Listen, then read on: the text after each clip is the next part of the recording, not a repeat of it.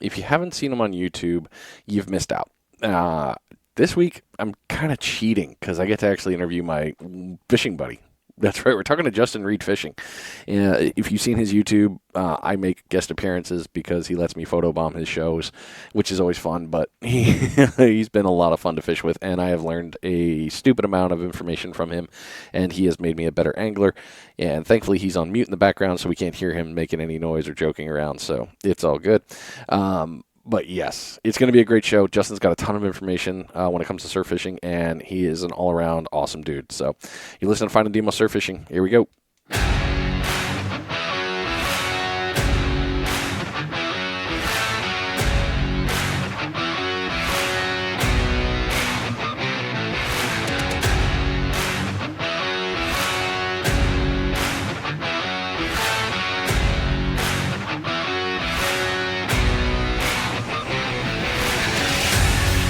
Yeah, buddy.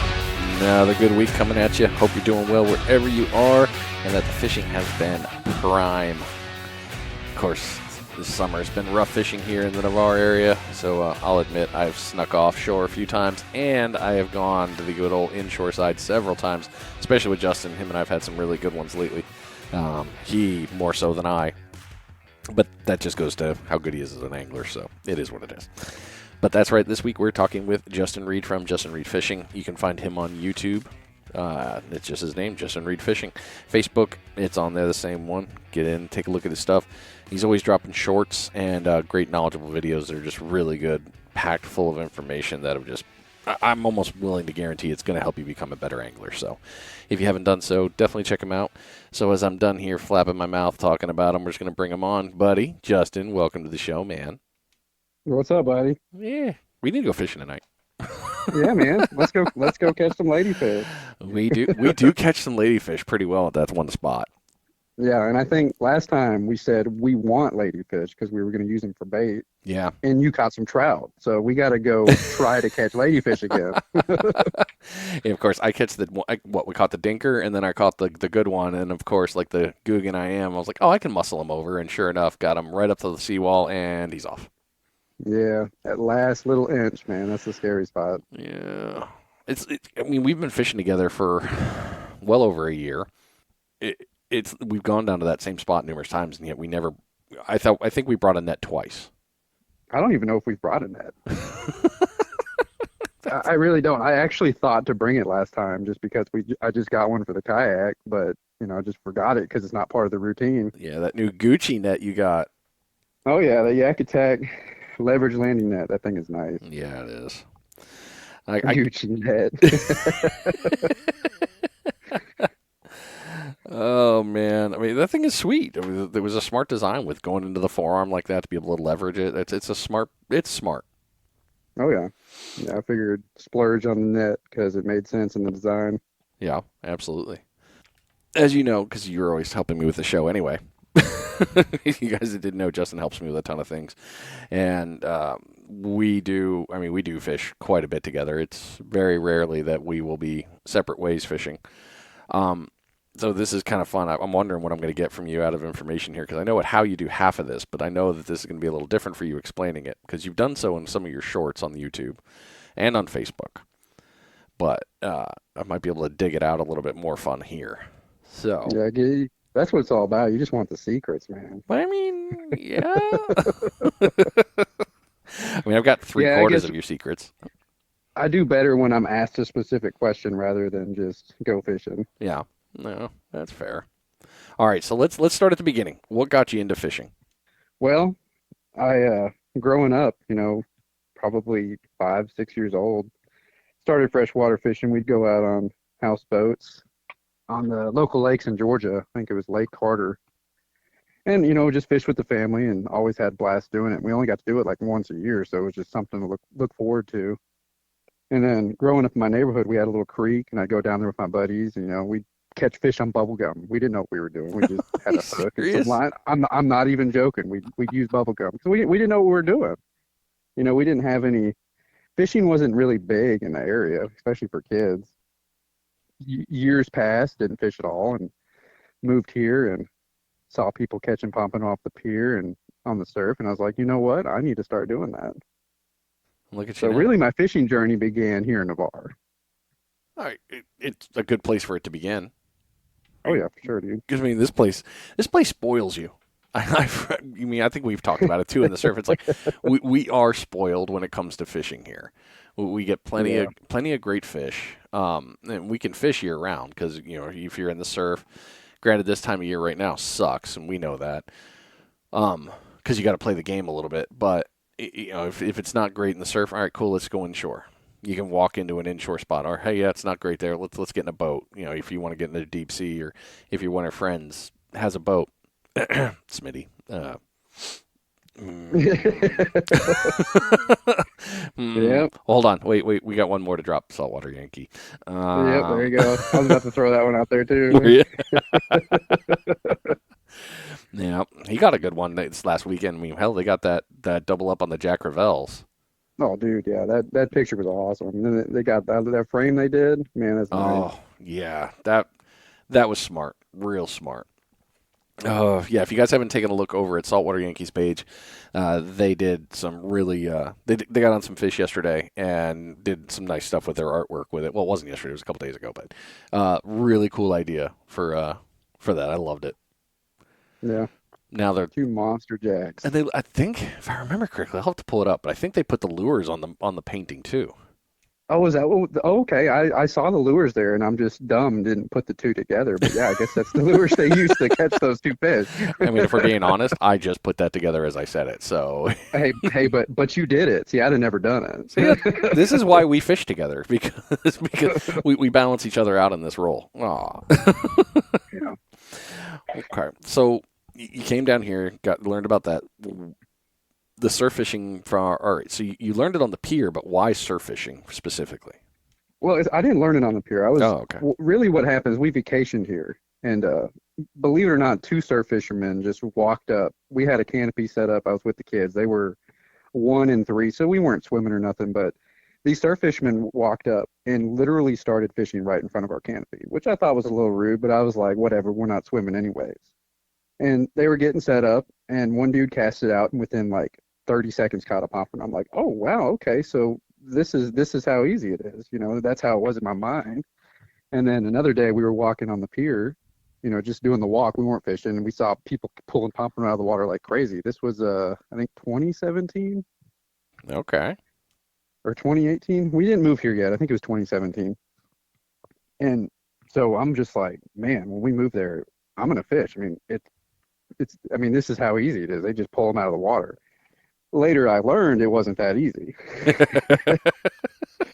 But just going to the tackle shop and talking to random people and watching YouTube videos, you pick stuff up and apply it and just go from there. It's funny how that works, though. As you mean, we're in the same boat. We do that a lot here. We'll talk to people, and we'll be.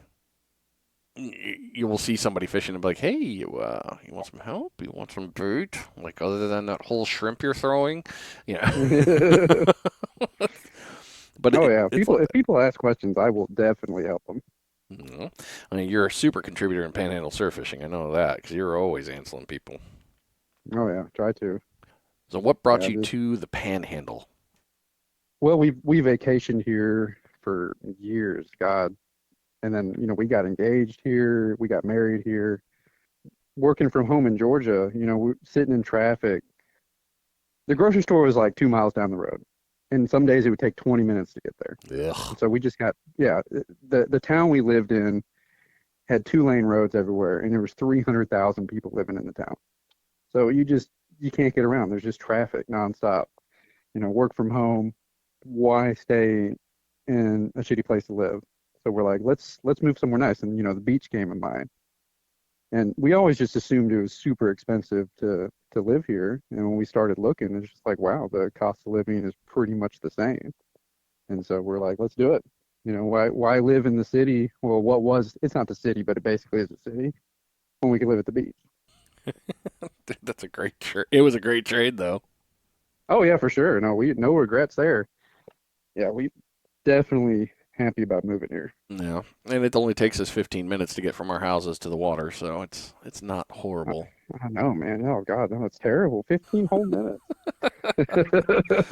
See, we talk about that now, but we know if you all haven't come to the Navarre area, obviously you've heard me talk about it in the show and on other ones, and you've heard other people mention it. We're a great spot, but we're also getting what was that? 3,000? Was that a 3,000 condo or apartments there? I can't remember what I the can't unit number remember the was, number. but Yeah, we've got basically one bridge that gets you across unless you want to go all the way to Pensacola, and when it's full, oh man, traffic is a nightmare. So it's only going to get yeah, worse. yeah. It's just gonna keep getting worse. But I'm afraid what happened to me in Georgia, growing up in a town that was at one point small, and then Atlanta just keep growing, is gonna happen here. I don't think it'll get as bad. yeah, as long as we can still get to the beach, I mean, that's really all I care. Let me still get my chance to go fishing. All right. So speaking of fishing, because I know the answer to this, because it's the same answer I give. How do you plan to go fishing? Well, the first thing I look at is wind. I mean, that's my number one thing. I don't care about anything else until I look at the wind. And if the wind is doing something crazy, like really strong east winds or really strong west winds, I'm probably not going to go fishing just because I know it's going to be miserable out there. But if it's, 10 to 15, be fine. Little current, use the Sputnik. If there's mild south winds, that's going to be a hot day for me usually, like that 1 to 2 foot waves. Yeah. And then, if I know it's a north wind, fishing can be good, but chances are I'm going to bring a lure with me because I'll be able to throw a topwater out there in the morning. And then the next thing I look at is weather. Is it going to rain? If it's going to rain, I'm not going to go out there, obviously, but that's really it. I I don't even look at the tide. Yeah. And a There's lot no. of people might think, yeah, a lot of people might hear that and think that's weird, but I've not noticed any tidal differences in the Gulf. We've gone out there and crushed it on slack tide days. I was just saying, I haven't been able to see a pattern with it being consistently good at high tide or low tide or, neap tide days aren't always the best, but yes, sometimes we'll go out there and expect nothing because everyone says neap tide is terrible and we'll crush it. Yeah. I love those days. Yeah. So really, it's just I'm a fair weather fisherman. I'll admit it straight up. I'm looking at conditions for me. I'm not even looking at conditions for the fish. I'm just like, how am I going to be comfortable on the beach? Well, even with that, you've got. Hell, we've had days like our worst days have been on flat days. Oh yeah, That's been where we're like, all right, this sucks. But we've also had we've had a couple of great days, but we've had less than that when we're on a flat. So with the wind, I know you hate it because that's the first thing you'll bring up. I'm like, hey, where you want to go? Wind sucks. Yeah, you're right. I'm a wuss. No, I mean, but you've proved it. I mean, we can go fishing in it, but more of the times we've gone fishing in an east wind or a west wind, especially on the really crappy days, we've had a hell of a time trying to catch. I mean, we'll catch, but not like we would on a north south. Yeah, yeah. It's usually just won't work. And if there's any grass in the water, east and west wind days are just miserable because that little bit of grass, because it's in the current, it grabs your lines more, because it's moving sideways instead of towards you or away from you. Yeah, yeah, and you get the belly in the line. It's like, all right, I know this is going to happen. I know what we've got to deal with. It's just constant. Yeah. So, now I get that. So wind is your primary, but you also like to look at the camera. Oh yeah, I look at the camera mostly for clarity. If if it's chocolate milk, I it's just going to change what I expect to catch. On the dirty days, it's usually a mix of whiting and catfish. There's some drum out there, but probably not going to catch pompano. Now you still can but most of the time you're not going to. All right, they're starting to blow stuff up. I'm gonna have to go in the house. More fireworks on the Yeah, 5th more of more July. fireworks. But then on the, if it's super clear out, clarity's good chance of pompano. So I get a little more excited for that because I do like catching pompano. Yeah, you do. You catch a ton of Yeah. fish though, so I never want to hear it. I'm like, no, people ever saying like Justin's one of the best fishermen I know. If he'll find it. I mean, we've got some definite competition with Cliff, the man that could catch a pompano in a freshwater pond, but it's you're still one of the best I know. So yeah, Well, thanks, man. you're welcome. I just I feel like I'm just lucky. Isn't that half of fishing? I mean, let's be honest. It's you got some skill in there with bait choices and direction of where you're throwing, and then the rest of it is all just all right. Well, let's hope for the best here. When you get to the beach, what are you looking for to set up? I usually just start walking away from the people, and then as I'm walking away from the people, I start looking at how far the sandbar is. Are there rip currents? Is there cuts? Are there holes? But my favorite spot to look for is a somewhat close sandbar right next to a cut slash rip current. And I'll usually fish not in the rip current. I'll usually fish to the side of it on the sandbar. And I found that, on either side of that cut, right behind that sandbar, is where I typically catch most of my fish. Yeah, yeah, you do.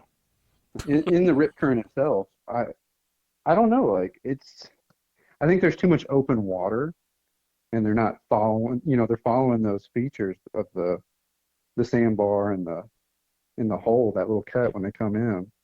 Right. And right there in the middle where all the rip current is, I don't know. I just don't really ever catch there. Now I have caught there, but most of the time I don't. So that little setup, the rip current with the close sandbar, that's usually what I'm looking for. Now if I can't find that, I do want to find a sandbar, and I want to find one I can cast to. I don't want one that's way way out there. I want one that I can reach. Now the funny And thing, but you're leaving out one important part about that what's that? because I'm going to gush on you for this one. So I'm going to jump ahead. What size rods do you use when you're fishing? Mostly most of the time 9 foot rods. I got one 12 foot rod. Okay, so you guys have all heard me talk about my rods, my setups. I'm running normally 12s. I have a 13. I do have a 10 that a 9 I'll bring out, but I'll bring my 9 out, and Justin will throw his 9. I'd say further than I throw my 9. You throw your 9 close to how I throw my 12. No, you throw your 12 way further than my No, I 9. don't. Not way further. But you are one of the few people that can launch a 9-footer further than some people can launch a 12-footer. Yeah, I mean, Mm-hmm. some people, yeah, yeah. I'm not gonna lie, some people. You can. So a lot of people will look at Justin's rods and be like, he's using only 9-footers. I'm like, oh, don't worry, he'll get out there. He'll catch it. Don't judge his 9-footers. But some days, that one 12 footer I have will make a difference. Yeah, Like I will give it that. I get 10 to 20 more yards out of it. And some days that's where the fish are. those are the funny days. I hate to say that, but I'm like, Yeah. they're out there. Yep. That one and that one, my trusty H2O. He just keeps going off. Yep. Yeah, that damn rod. The I H2O love that. Express. For $50, can't beat it. No. I think we changed that grip for you. You'll really like we get rid of that cork. We moved to like some what is it that Hink Shrink or something? Wonder if that would Yeah, make a that's what it difference. needs. I'm ghetto. I'm gonna leave it. We call it ghetto. You're freaking pulling in more fish than most people, so shut it. All right, so you were looking for no, which is a perfect good segue actually. All right, so you were looking for the cuts. You're looking for the sandbar. That way you can get to the back of it. What is your Yeah. typical setup? And by setup, I mean rods, reels, rigs. What are you using? Well, just right now I have I usually run 3 9 foot beach runners and then my one 12 foot H2O Express. All my reels are Penn 5,000 reels. They're all the Battle series. I got the Battle 2 and then the new Battle 3DX, and then my wife's reels at Penn Passion, but it's basically a Battle 2 with a lower gear ratio. And I tie my own pompano rigs. They're just standard double drop rigs with floats and beads, sometimes just beads. And I use Owner Mutu Light #1 circle hooks. And then yeah, that's my gear as far as bait. Fish bites, fresh dead shrimp, frozen fresh dead shrimp, and sand fleas is pretty much all I ever use. Now, why is it? I'm going to bring this. It's not in the questions. Why do you prefer the owner hooks out of all the other hooks that we could possibly throw? Well, I mean, mostly I'm just a creature of habit, but also I've tried a couple other brands. I think when I first started, I was using what are they called, mustads, and I had a lot of fish fall off. So, that was one thing. And also they weren't staying sharp very long. I'm just like, well, I don't know, I'm starting out. This is normal to me. Looking back, I can compare it. But then watching Bama Beach Bum, I ain't gonna lie, watching Bama Beach Bum on YouTube, one of his, I've been watching him for years, and some of his earlier videos, he said he uses owner Mutu Light. I think he said number 2 in the video circle hooks. And so me being the fan I was like, well, I'm gonna buy those because he tears it up. Right. Of And course. you know, I've been pretty much using them exclusively since, and they stay sharp forever. And when I switched to those, I noticed that I lost a lot less fish.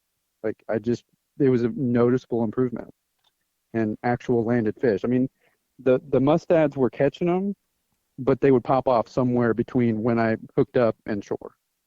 Pretty sure I used eagle claws like once, and I don't like eagle claws. I'll admit it.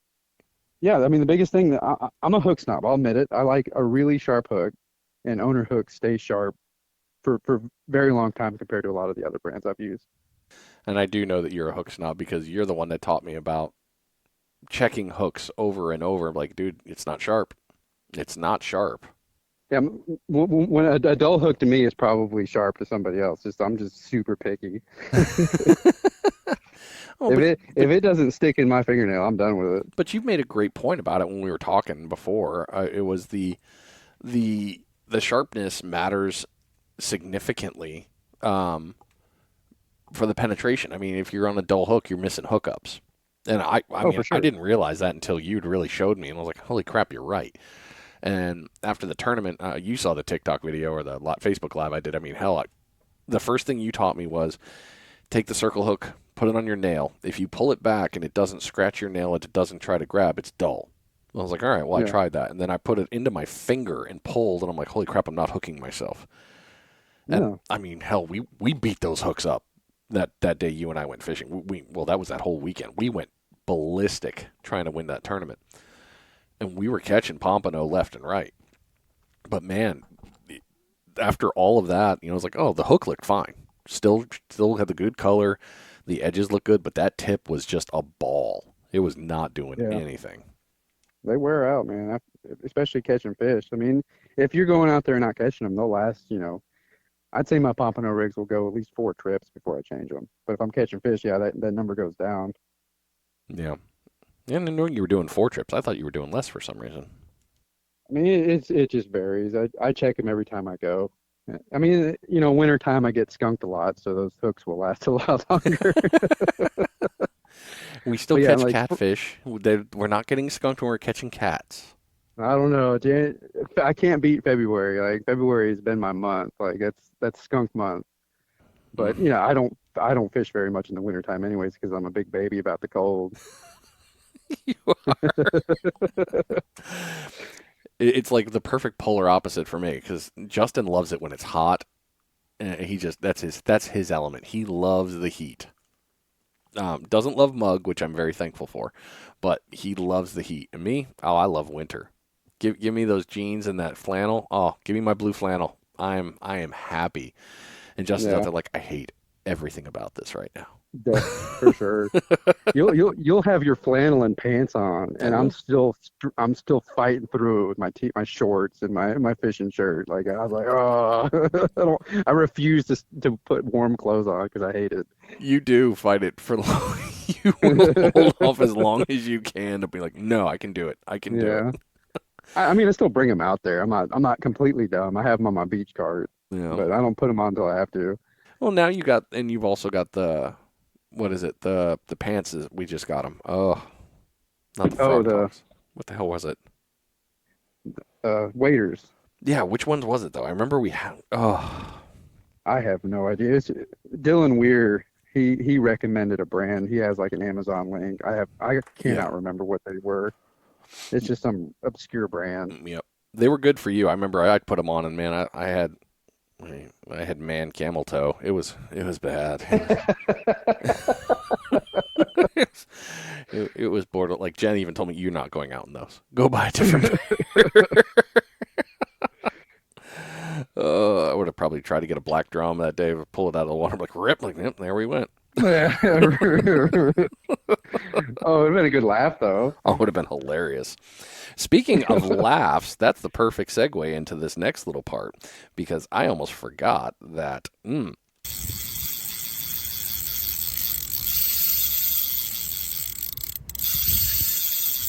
Bait check 25. Well, actually, we're at 26 minutes, but 25-minute bait check. Go out there, double check your lines, reel it in, and make sure that you still have your bait. If you do, well, that's good in a way. Not really good. It means fish aren't biting. Refresh that bait, put some fresh dead shrimp on there, put a sand flea, get a new fish bite on, throw it out there, and catch that fish. Bring it home. All right. Now that the bait check, we got that one. Perfect one for you. What is your favorite fish to catch and why? Oh, that's a hard question now. Yeah, now. Yeah, because the recent events have changed this. Realistically, overall, probably pompano. I love catching pompano. Like I don't know why I love catching pompano so much. It's just that they're so delicious. They're only, when they're thick, it's just super exciting. I tie rigs all through the winter, looking forward to the spring run and just get out there. And I love it when they're thick and you can catch a bunch of them real quick. And I don't know, they just put on a fun fight. Sometimes they jump, sometimes they don't run in and they'll trick you. You think it's a red or something. Like, oh, what is this? And then other times they do run in and it's just reeling as fast as I can to keep up with that fish. I don't know. I love it. I get a kick out of it. Well, the funny one too, you talk about the ones that jump. The ones that jump are the big ones. Oh yeah, and you're like double excitement. Yep, and you're in almost in panic mode. It's like, oh crap, don't you dare break off. Yeah, and exactly. That's the other part is just, when they get to that shore monster or they jump, you're just like, the adrenaline rush you get knowing you might lose that fish.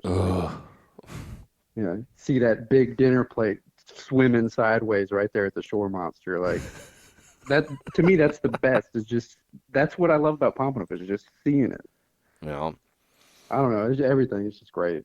But just the thing, I go back and I think of that one. Where was I? Portofino. When I was without you guys. You were. I don't know why I was out there without everybody. It was winter. I remember that.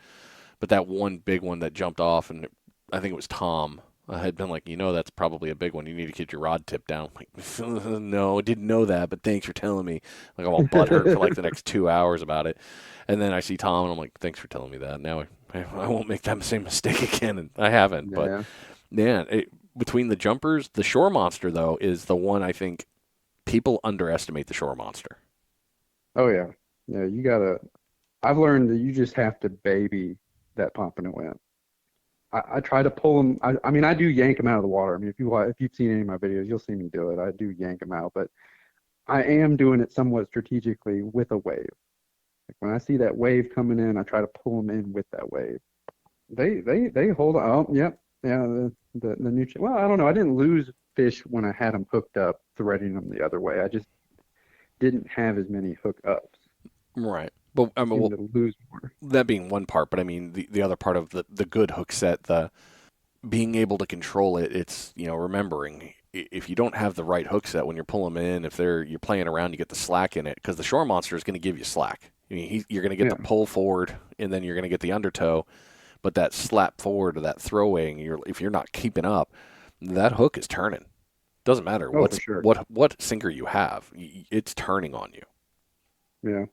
So I always I dread the shore monster most days, but since I've turned the hooks around after Blake had mentioned it, he's like, turn them around. I'm like, I don't understand it, but after I turned the hooks around, it made a difference in my hookups. But I think I've lost less fish at the shore monster this year. Okay, well that's good to know. Cool, man. That's my guess. I mean, Blake definitely hooked up that little nugget of information, and you turned yours around well before I did. I was reluctant. I was setting my ways. A lot of people are. I'm not gonna blame it. I mean, it's working. It's already working. You're just like, if I change this, maybe I won't catch as many fish. It's like that fear that if you change it, something bad's gonna happen. It's the worst though because that's a reasonable fear to think of. It's like, is this gonna affect my fishing? Because if it does, I'm gonna be pissed. Yeah. But But I one day I was just like, do it, try it.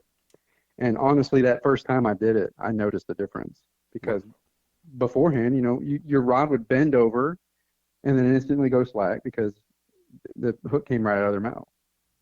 yeah, he was And running. Yep. after switching them the other way, threading them through the hook eye side, that almost never happens anymore. When my rod bends over, there's a fish there. If you guys haven't watched Justin's videos, and if I'm out there with him, 9 times out of 10, or if I'm with him, you'll hear him like, "Oh, I was over there with Brian." He runs away from his lines. He like stays away from his lines, which is hilarious at times because it's like, dude, what are you doing? But anytime he gets a hit, I'd say I'll give you a small deviation. I'll say 95% of the time you're hooked up. Yeah. Very rarely are you not. But yeah, when your lines bend, it's always like, yep, it's gonna be a big one. You and you're I always don't catch catching them. big. I catch average sized palms. I rarely catch big palms. Well, you threw that at me You get once. Yeah, yeah. you're the stud master. No. See, Justin will catch a limit, and I'll be on like 3, maybe 4. But out of my 4, I'm like, oh, cool. They're like 14, 15 inches. Nice. Yeah, yeah. Mine are 11 and a half, 12 inches. You still outcatch me though. You still out every time. But either way, I don't care. I'm like, whatever. Oh yeah, neither of us cares. I think that's one thing people, and I know this isn't, and we're just on our normal conversation tangents. For those of you who don't know, Justin and I talk borderline daily. um, but we've mentioned it before. Like, when we go out fishing, it's just to get out and have a little fellowship, friend time, laugh about the good stuff, make some, catch our dinner, head home. But very rarely are we in competition, I'd say. I don't. I've never been in competition with you. Yeah. If it's rare, it's something that you've done. No, I think the only time I've competed with you has been, what were we doing? I don't know. I think the only time competition-wise was a tournament, and in the reality of it, it wasn't even a competition. We were just having fun. No. Yeah, I was excited when you pulled in that monster. Yeah, I got lucky with that one. Damn. Yeah, I don't. I am not competitive at all. Like I'm almost happier someone else catching a fish because I feel like I get more excited when someone else catches a fish. When I catch fish, it's just kind of like, oh yeah, let me reel it in. But when someone else catches it, I get to see them excited, so it makes me excited. Well, your kids kind of love fishing, but it's always, when they're pulling them in, just crushing it. It's like, all right, cool, go ahead, go get them. You do you. Yeah, They I just love it. the girls know. Like, I mean, I don't know. I don't want to edit this part out. It's kind of funny because we'll fish with our kids. Abby will go run for a rod. The girls will go run for their rods, and they just reel it in like, all right, you gonna get it off the hook? It's like, wait, what? You brought it in. Why am I being tagged with all the dad responsibilities? Yeah, what's up with that? Why I gotta get my hands dirty? But you also go out with your wife, and Katie gets after it. I mean, she catches them no problem all day. So I mean, you get a full run out and just have a great time when you guys go. It's like Oh, a for super sure. perfect family affair. Yeah, it's good time. I'm real glad they all like coming out with me and hanging out in the heat and doing some fishing. The heat. Hey, it's not year round. We actually haven't been fishing. I haven't been surf fishing in weeks, maybe months. Like I don't even remember. Dude, it's been a while. Yeah, it's just the for those listening, the June grass in Navarre has been brutal, and honestly, summer surf fishing is not my favorite thing to do. If it But wasn't for that, I mean, the June grass is being the primary, but it's like June, July, August, September. I mean, it's here till technically September, October in reality, because even if it's not on the surface, it's dead on the bottom, and you're fighting to bring it in. But it's a killjoy. yeah, killjoy, and then most of what you're catching is ladyfish and blue runners, and after 10 of those, I'm just like, all right, I've had enough. Yeah. Yeah. I think the funny day, well, the weird one still is the whiting bite for this year has been not consistent. Yeah, and that's something I do need to go. Tony caught some whiting a few weeks ago. Got on a bunch of them, Yeah. and I do. I was looking back through my pictures, and whiting. I do catch whiting in the summertime in the surf, and I really need to go back out there and catch some whiting because I haven't eaten one of those, and it's been a minute. Yeah. Well, the rumor is, and this from several different people have told us, is they're really back to playing short again. Yeah, The first yeah, 30, 40 feet of the water line. They're going after shrimp, and they're staying in schools, and they're staying close. yep. Go out there with the Carolina rig and small hook and some shrimp. You know, we'll do that, set Pair those 'em up, and up. then we'll Just bring walk the, the beach, one rod. yep, we'll bring the smaller rods. Just go out there and go after them. Yeah, you need to bring your rainbow rod. I do need to bring the rainbow out there. It hasn't caught anything yet. It's cursed. My poor little rod. Ugh. Yeah, that'll happen this year. All right. So moving. I hate to backtrack. I Backtrack it. keep thinking of it. The hook question. The hook question. Yeah. The biggest reason I use owner hooks is because, like I said, they're super sharp. But as you were saying, when your hook is super sharp like that, just take a hook, any hook in your house, and just drag it across your finger, your arm. And if it doesn't want to hook into you, it's not going to want to hook into a fish. And that's pretty much the logic I'm using for that. So that's why I like owners, because they are out of the package sharper than most other brands. I think the only brand that is somewhat on level with them is Gamakatsu. I don't know if you fished with those quite a bit this year. No, I've actually never used one, so I can't even compare it to those hooks. The shape of an owner hook, that Mudu light shape. I think all the Mudus have the same shape. That it almost looks like a kale hook. It's got that sharp angle and then a curve. Yeah, I love I that. really think that angle there pins the fish very well. And the Gamakatsu hooks, they don't have that shape. It's more rounded. So it's the same thing I was just saying earlier. I'm set in my ways. I'm scared to try something different because I'm afraid if I change it, I'm going to catch less fish. That's fair. No, man. I don't think you could catch less fish if you wanted to. You've got that skill. Oh, I could. I know how to catch less fish. I'd go buy a Walmart rig and put a whole shrimp on there. And And that salty bait. yeah, and salty baits. There you go. Yeah, Those baits. get my Salt Life shirt on and go for it. Oh. Oh yeah, that was a low blow. That was a low blow. The bad part is like a lot of people listening to this probably just went, "Yep, there it is." Oh man, now we have to look up that Salty's bait name because I'm gonna have to tag him. I think it's just. Does it have a name? I think it is just Salty's bait. Okay, and for those that don't know, it's a Walmart bait. It's the only place I've ever seen it. It looks like it's just an artificial bait, pink, orange, and green, I think, and they just sting. It's like catfish bait. It's the Yeah, perfect catfish bait. I don't even know if a catfish would eat it. I think it makes my hook dull every time I've tried to use it. It like that kills my hook instantly. I can't do anything with it. It's like gut wrenching thinking about that.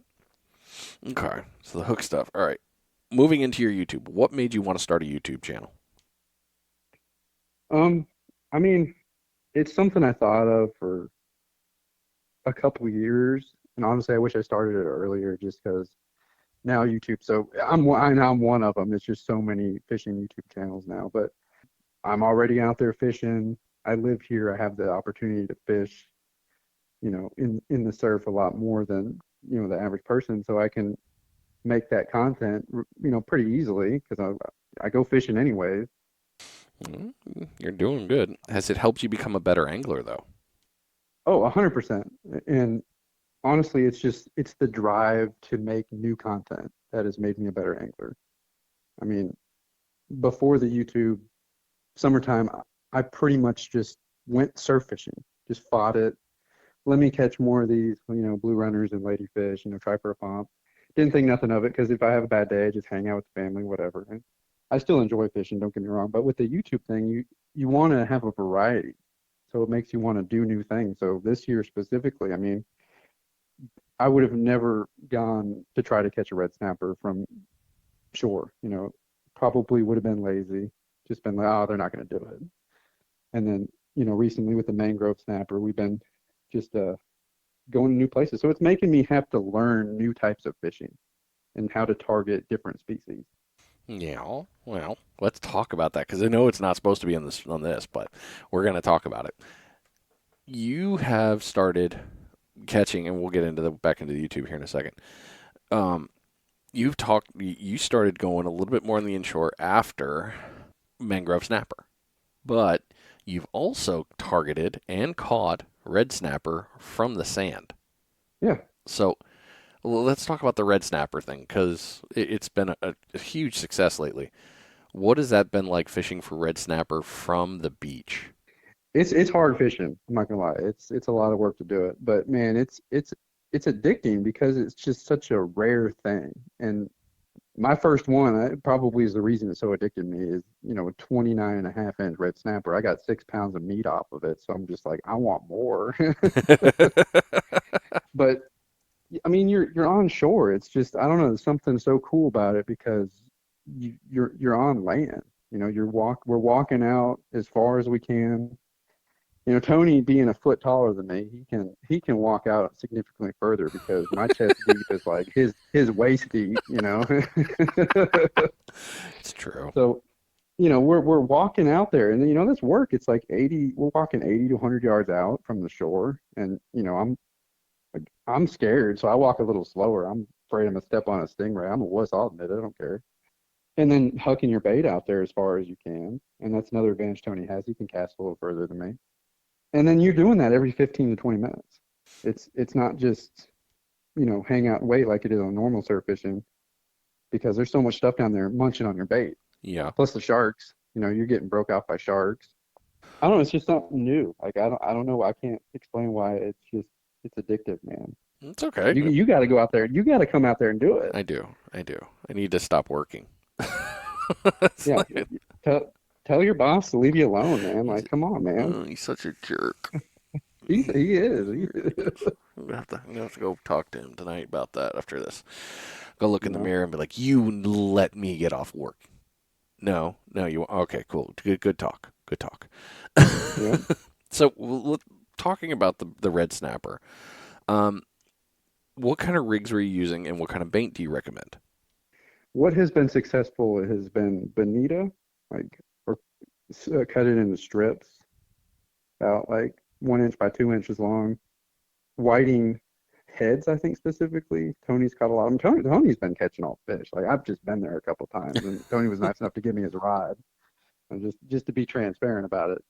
But yeah, the one that we caught mine on was actually a buffet bait. It was a whiting head with bonita. Wow, that's a lot on a hook. Yeah. Yeah, and what were you? We're not using a ton of the bonita, and the whiting was probably like a 10-inch whiting, so the head wasn't massive. Okay, yeah, yep, got you. And then as far as rigs go, I've got like a 10-foot shock leader, 40-pound shock leader, Carolina rig style. It's got the snap swivel, and we are using Sputniks. There's a pretty good current where we're at.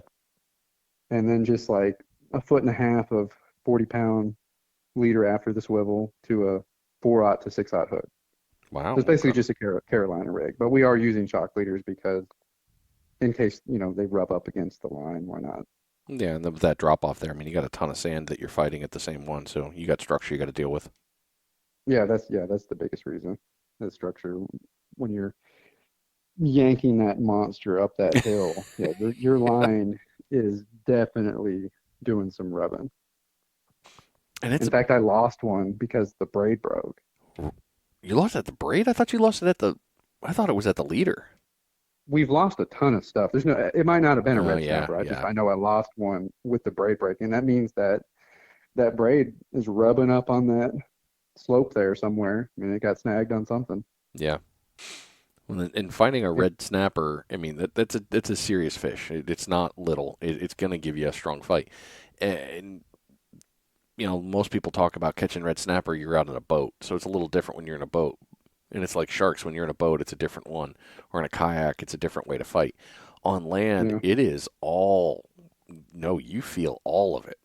Yeah, they give you a good little fight. But honestly, what's funny about the snapper is they're I don't know if it's the same in a boat, but they fight for maybe 30 seconds to a minute, if that. And then it's just reeling in dead weight. You really think that there's at least doing it from land, it really feels like you have this 30-pound catfish just hanging out. I mean, but I think what it is you're literally dragging this snapper up that hill. So he's just being pulled into that sand that whole time going up that hill. And then once you get him over the hill, it just floats to the surface and you just reel him in. All right, fine, I'll go with you. It's weird. But the most exciting thing is when you can see the red. Like it'd be 50, 60, 70 yards out. It's pretty far out there. You see that red and you know you have a red snapper. So it's all good then. Oh yeah, no, it's awesome. The Ugh, sharks just bite us off. I mean, we're only using 40 pounds, so sadly they just bite us off, yeah, damn sharkies. you know. But you've had success, and you've enjoyed it. But also with that, it's also forced you to move into a different one. You've been going after mangrove snapper, which is another. Yep. You've changed up your game again. You like throwing a lot of lures. You've told me that before. You prefer the lures, the hard plastics. But with live bait, you've been crushing mangroves. Oh, for sure. Yeah, that's something very recent too. That's, this past week or two doing that. Yeah, I'm definitely big artificial guy when it comes inshore. I love throwing lures. To me, a lure is it's the most fun you can have fishing. Really, I mean, for me at least. But yeah, moving to live bait, it's definitely been something new to try, and it definitely works. Like, I mean, we're catching fish out there. Me and Beach Buzz were out there recently. I think he caught like six, seven, eight. I don't know. I know he brought home five, and then I caught like seven, but I only had three keepers. So I mean, the live bait's working for the mangrove. Yeah, yeah. And then we went out there, try to change things up using lures, and I don't know if the lures were were using are no good or what, but yeah, those mangrove weren't having it.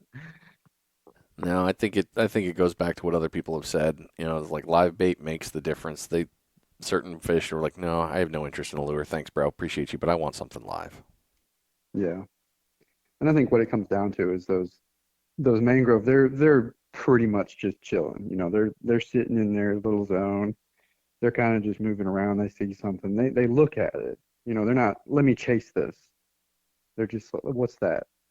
And then with like the trout, reds, and ladyfish, all the other inshore stuff, jacks, whatever, they're more, let me chase it and put it in my mouth kind of fish. Right. They're the aggressive ones, the hunters like that, Yeah, not opportunists. they'll figure out what it is after they swallow it. Right. Right? Well, speaking of that,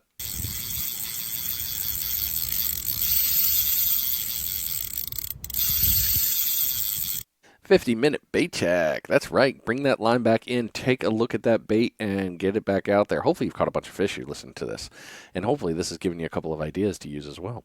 So, if you haven't, rebait it, get it back out there. And if you haven't caught it all after 50 minutes, it'd probably be a good time to move, change up some stuff. And Justin and I will admit, we hate moving, but if we have to, we will. So, but get it back out there. Yeah, Or we will move. we will. We don't like it, but we will. No, we've done it. We're both very reluctant. That's a great word, dude. Great word. Oh man. All right. So moving into your stuff we'll move into rigs here. Floats and beads. What has shown better to you?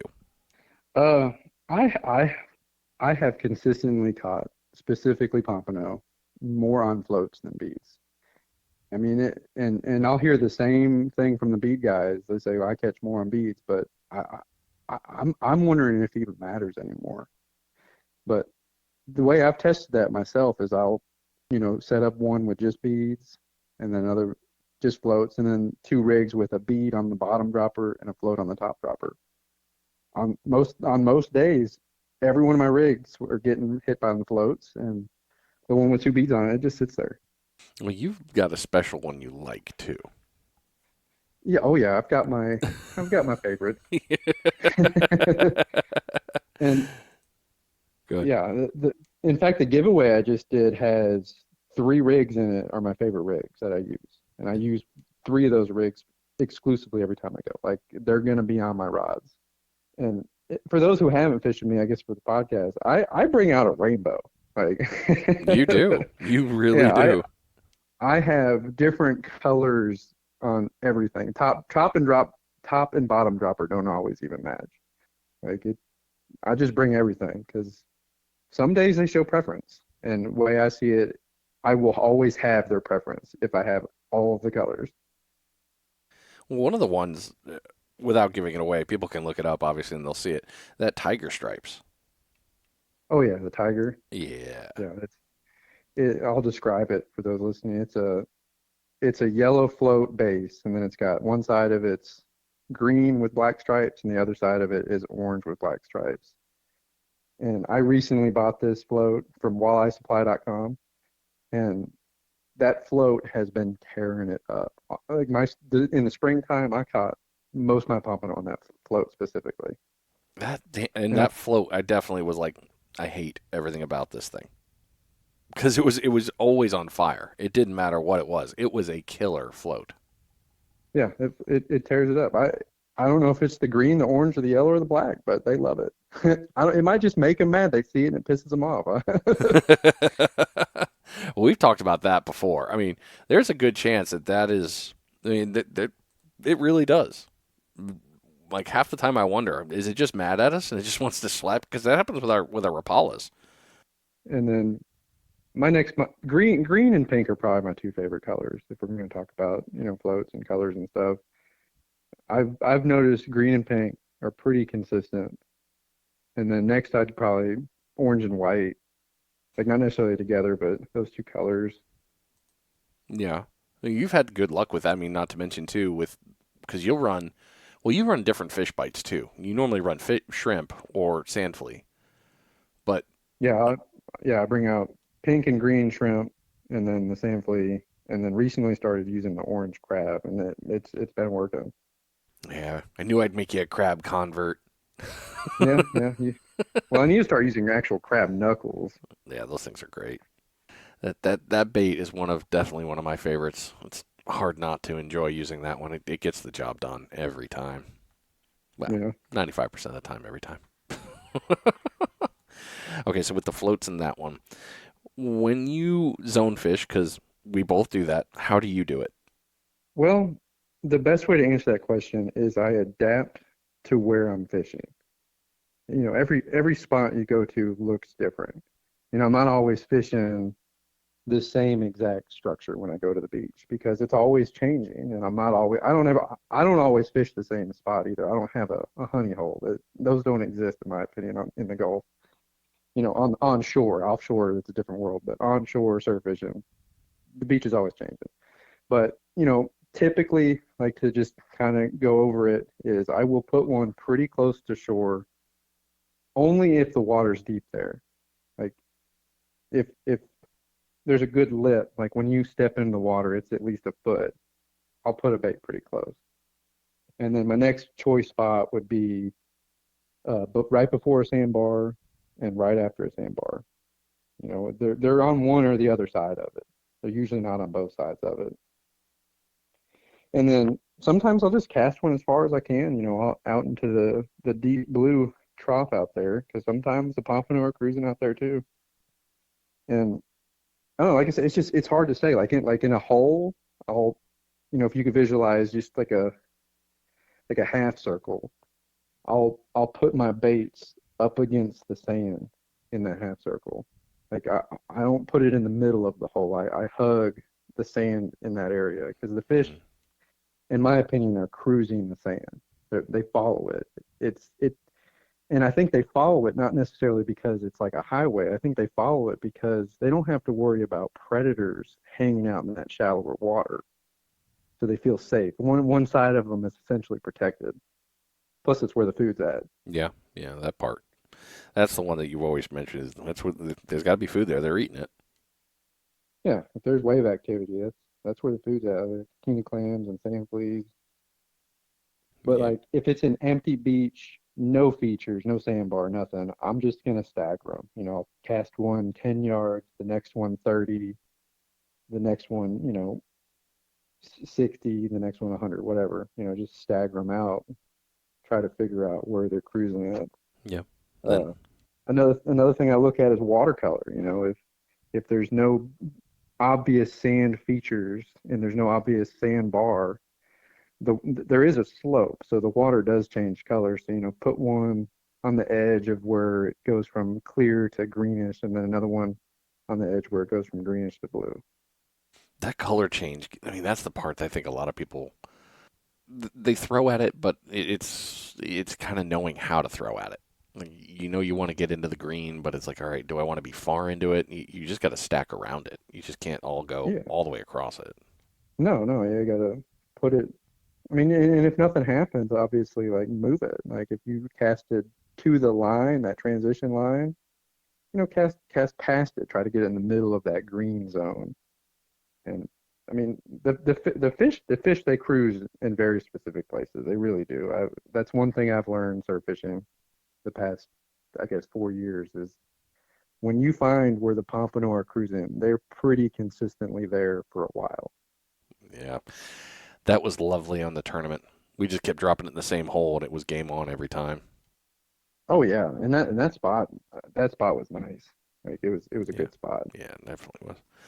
All right, so while we're talking about going long ways on the beach, a lot of your videos you do have this. So you like to walk the beach and throw lures. What do you look for when you're going to do that?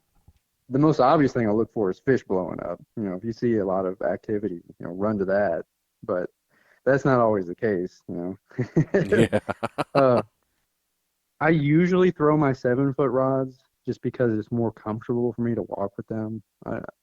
I my pinky, for those that doesn't don't know, I cannot grip with my pinky on my right hand. So holding a 9 foot rod, throwing lures for even 30 minutes, my hand starts hurting bad. So I like using a 7 foot rod. So what I'll look for is an area where I can get into the deeper water as close as possible. So I'll actually look for features where there isn't a sandbar. It's just a deep drop off, right away, or it's a really close sandbar. and you Um, like throwing a couple different things though when you're doing that because when you find it, what lures do you like to throw? uh, in the mornings and on the calmer days, I'll use a top water. I'll use a Head and Spook Junior in the bone color. I got some from Joseph Rizzo. Those are custom, but I won't talk about those. Just Joseph Rizzo makes awesome lures. I'll give him a shout out. But you He can't buy them does. online, so it's hard. You got to message him. But honestly, really, the only one I've ever used as far as a common one is that Head and Spook Junior. It does well, so I keep using it. And then, you know, if the top water's not working, I'll put on a jerkbait. And I'm a big fan of the Rapala Shadow Wrap Shad. Pick your favorite color. I don't think the color necessarily matters. Just use what you're confident in. I like the silver color or the carbon color, which is a darker one. And then if that's not working, I'll use like a subsurface. I have one that it's not a top water. It'll kind of hang out in that first 0 to 1 foot area because sometimes the jerkbait is just hitting too low. You'll feel it dragging the sand. Yeah, I hate that. Yeah. And so I'll just switch it out. But rip currents, obviously I look for rip currents. Rip currents are usually good feeding spots, and plus I can usually get it in that deeper water. And I'll actually cast it in the rip current just because it's deeper there most of the time. Or I'll walk out the point. Sometimes I do walk out, cast from there. I Yeah. pretty much look for the same stuff as I do when I'm surf fishing. Okay. Well, you've been super successful at it, so. Well, that's covered pretty Yeah. much everything, man. Got the last three questions for you. Look, it's been painless. Yeah. Oh, You're in the garage, it's aren't funny I'm getting anxiety talking to someone I talk to like every day. you? No, we've had so many fun little sidebar tangents. I'm like, oh, it's like a normal conversation when we're talking on the phone. Yeah. Oh, it's the same when we fish too. So I don't know. It's just perfect. All right. What is something you wish a new angler would do before ever fishing the first time in a new area.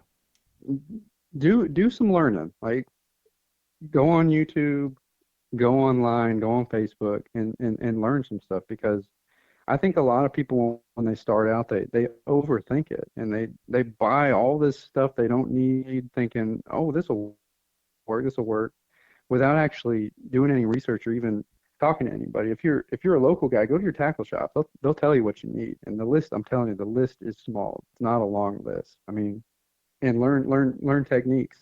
You know, where to put baits and all that stuff's on YouTube.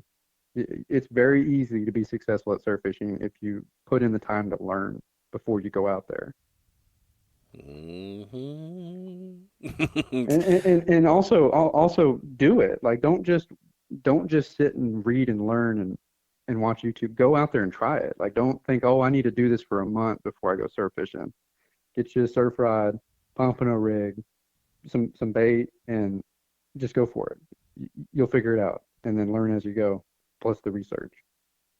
That's pretty much how we all started in a way. I mean, it's the best way to do it. It really is. But I think too many people, they just move in here. They've been freshwater fishing their whole life, and they're just set in their ways, and they don't instead of trying, they try to make what they know work for surf fishing, and it's not going to work. You gotta adapt, especially like casting, for example. Casting a freshwater rod is completely different than casting a surf rod. Yeah. Yeah, that was a fun one to figure out. Yeah, it's a learning curve. So don't think you know it all. Research it. Like you got to. Mm-hmm.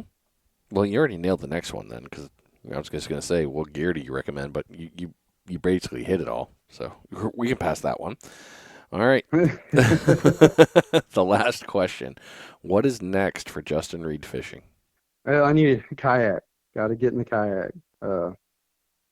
More kayak fishing. We've been out a few times, and that's a whole new animal of things to learn.